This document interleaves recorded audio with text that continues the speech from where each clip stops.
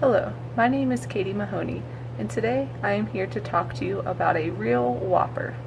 Recently, a United Nations report identified the world's rapidly growing herds of cattle as the greatest threat to the climate, forest, and wildlife. Researchers around the world estimate current animal production will need to grow 52% by 2050 in order to meet the protein demands of the anticipated nearly 10 billion people. Holy cow, am I right? Meeting this demand without pushing the environment to the brink will be critical. Finding an efficient protein source is key to both the Earth and man's survival. With this lecture, I would like to offer you an alternative protein source. We will begin by examining beef's impact on a changing climate, and then I will introduce a substitute protein choice that is more environmentally friendly. We will end with a short recap and overall summary. Let us begin.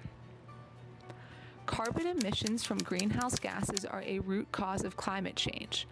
Livestock are responsible for 18% of the greenhouse gases that cause global warming. This is more than cars, planes, and all other forms of transport put together. The livestock sector is estimated to account for 37% of all human-induced methane emissions. The global warming potential of methane is estimated to be 23 times that of carbon dioxide. Tropical deforestation is also responsible for about 10% of global warming emissions. Beef is the main contributor to tropical deforestation. 70% of deforestation in the Amazon basin can be attributed to cattle ranching. It is estimated that more than 1.5 billion tons of carbon dioxide are released to the atmosphere due to deforestation. These numbers show that it is impossible to farm cows for every inhabitant on this planet. We need a more efficient protein. Enter aquaculture. Aquaculture's positive influence on climate change has gone unrecognized at a time in which society at large needs to consider the environmental cost of food production. Farmed aquatic organisms do not emit methane, and the amount of cropland required for farm aquatic animals is significantly smaller than livestock production. Replacing livestock production with aquaculture could spare between 729 and 747 million land hectares globally. This is an area twice the size of India. Land savings would be achieved because fish and other aquatic animals are extremely efficient at converting feed to biomass for human consumption. For example, it takes 8 to 9 pounds of feed plus 8,000 liters of water to equal 1 pound of beef, while most farm fish need just 1 to 2 pounds of feed for 1 pound of meat. This efficiency translates into much less cropland required to grow feed for the fish that people eat.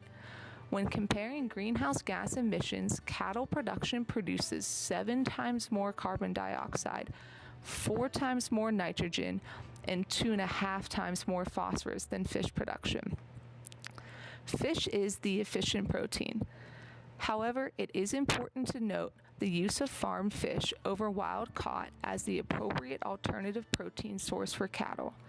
Currently, our global fisheries are 2.5 times larger than what our oceans can sustainably support. Scientists say we have reached peak fish 30 years ago. Sounds fishy. Let's dive deeper. 57% of world's fish stocks are already depleted, and in 30 years, demands for fish protein will have increased from 65 million tons of wild-caught fish a year to 85 million tons. What does this all add up to? In 2050, world fisheries risk collapse. That is a whale of a problem. Let us recap. To meet growing demand for protein without increasing carbon emissions, we need fish. To meet this growing fish demand without depleting the oceans further, we will need aquaculture. Aquaculture provides an answer to concerns about the sustainability of our protein source, while addressing use of primary resources and the associated environmental degradation issues currently found in our food systems.